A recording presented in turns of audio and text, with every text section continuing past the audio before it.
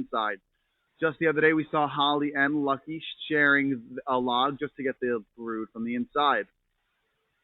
Black bears will also climb trees to get some food. They will climb a tree for a wasp nest or a beehive, something like that, and they'll be able to get all the nice, juicy bugs that are in there. Black bears, they have only 10% animal protein in their diet. The other 90% does come from vegetation, and that 10% animal protein is mostly consisted of insects and duck eggs or other waterfowl. They like those ground nesting birds because it is really easy for them. If they were to climb a tree to get a canopy nesting bird, then they'll get maybe a half a mouthful of eggs, and it's not really all that worth it to climb up a tree with a couple 100 pounds. But if they're walking around the ground and they're looking for a nice big batch of eggs, then they'll be have a nice early breakfast maybe. They like those snacks because they are so calorically dense, but finding animal protein like that is kind of tricky. So they'll stick to getting some bushes and such, maybe some tender leaves, and other vegetation that the bears can enjoy. In these enrichment toys, we like to give them some dried fruits and some nuts. That's just so they get some nice, really calorically dense snacks, and they like that stuff a lot. We also use it whenever we're trying to encourage our bears to do something, whether it's to get on a scale or get back into their personal enclosures. Us interns have these nice treat pouches, and we fill them up with their favorite stuff. It's nice to see our bears hanging out here in the viewing area on such a nice day. Luckily today it is kind of cool. It is nice and comfortable. But if it were to get super hot, that thick black coat definitely is a bit of an hindrance. So they'll go into the pond and cool off that way. A lot of times they'll play in it, but mostly if they just stick their paws in the pond, they'll feel a lot better. They get a lot of heat exchange through their paws and through their snout. So when they need to, they'll cool down doing it like that. They don't have big African elephants to cool off, so they have to find other ways. For those of you here on the observation deck, you guys got any questions? If not, that's fine. I can keep talking about black bears. So, yeah. So the question was, do they go into the little cave behind them? That's not a cave; it is a den. It will help them for hibernation. Tasha especially hibernates inside that one. She usually digs a den into the side of a hill, far away in the main enclosure.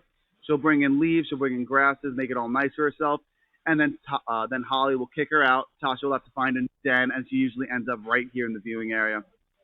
It is really cool because that means we get to see her for a longer time, and it is nice to see our bears hibernating. Ted, one of our other bears here at the center, we get to see him hibernate every year because he stays in his personal enclosure.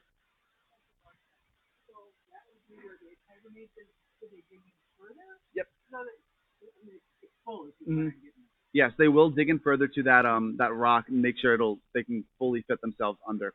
Right now, it is a bit infilled because one, a lot of the rains we've been having is making our other dens collapse and a lot of stuff is falling through. But also, we have a couple of groundhogs in that same mound, and their burrows go all through it, and a lot of their dug dirt goes into that den. So later in the year, we'll see our bears using their specially adapted claws to pull out that dirt and make a den nice for them. Those claws are not only good for digging, they're also really good at tearing into logs and climbing trees. Hopefully later we'll see our bears climb. We like to use a little trolley, bring food out to the top of a tree. They'll climb it, get some snacks, and it is really nice to see, as well as some exercise for them. So black bears here, they really don't have any other problems with the other animals in the facility. We got some ducks out on the pond right now.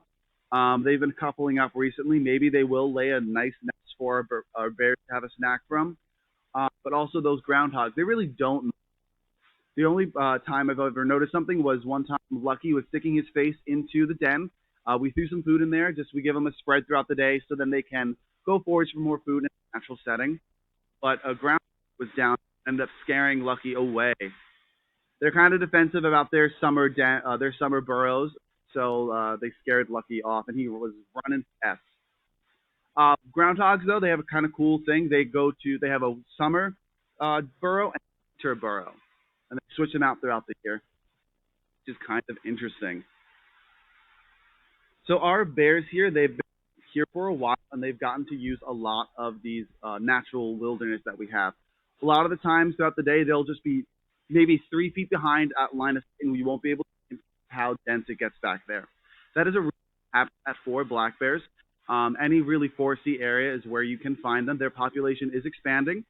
Right now in North America, there's around 750,000 black bears, and here in Minnesota, there's around 12 to 15,000. If you were to look at a map of their range, it goes all the way from Alaska to Mexico. If they can find nice wooded areas, they'll be happy there. The reason why they can have such an expansive range is because of how generalist they are. As long as they can find things to eat, they'll be able to persist there and thrive. They're not super picky with what they have to eat. They'll be happy pretty much to find whatever they can, and they are really good at being the most generalistic and opportunistic for their food sources. A bear also has some really good cost benefit analysis. When we are filling up those trolley feeders, it is a lot of work for a bear to go up there. So they will smell and they'll figure out if there's enough food. And if there's not enough food up there, they'll turn their snout away and they'll walk away until we wheel it back, add some more food on, and then they'll be happy to climb. That's because black bears need to be super efficient when they eat and they're foraging. Since they're only awake for a certain amount of time throughout the year and it is a small window, they need to be super efficient in how they get enough fat for that winter time. When they do go through hibernation, they lose only their body fat. All their bone density and muscle density stays exactly the same. So when they come out of hibernation, they're just as strong.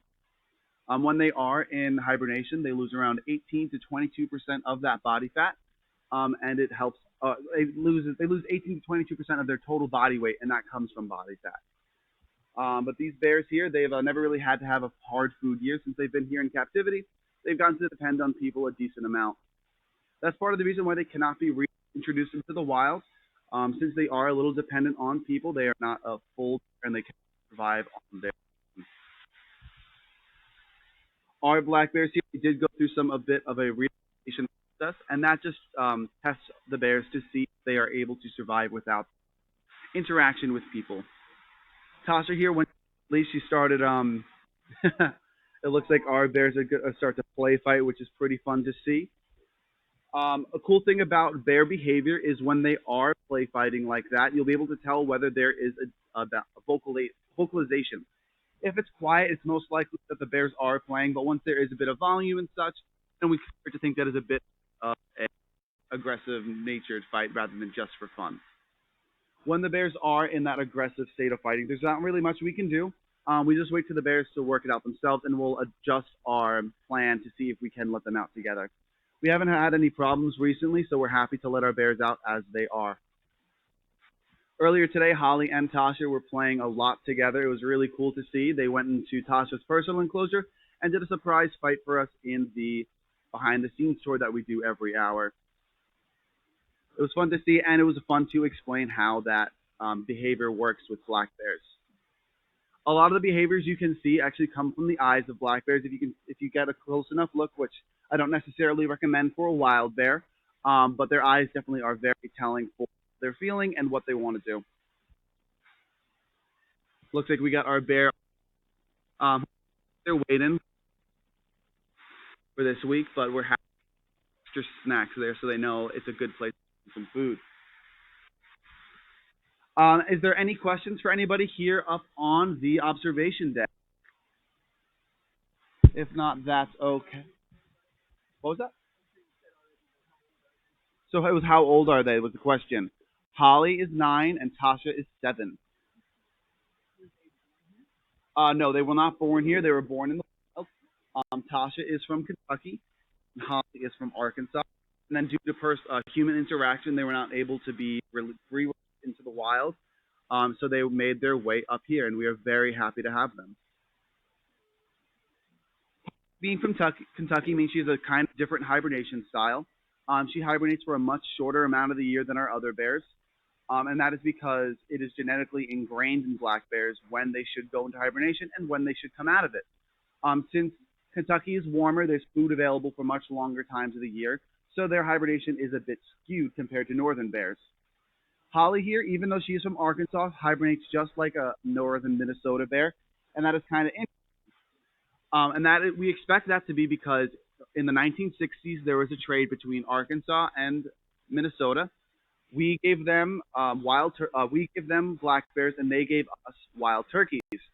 That way, we both have some things that our people can hunt if they wanted to. But we expect that those northern genes have got mixed into those Arkansas bears. Now, when Holly made her way up here, she was able to hibernate just like a northern bear would, unlike how Tasha is still stuck in that southern hibernation plan. We don't expect any changes from Tasha. We don't want her to change how she hibernates. We're happy to help her out.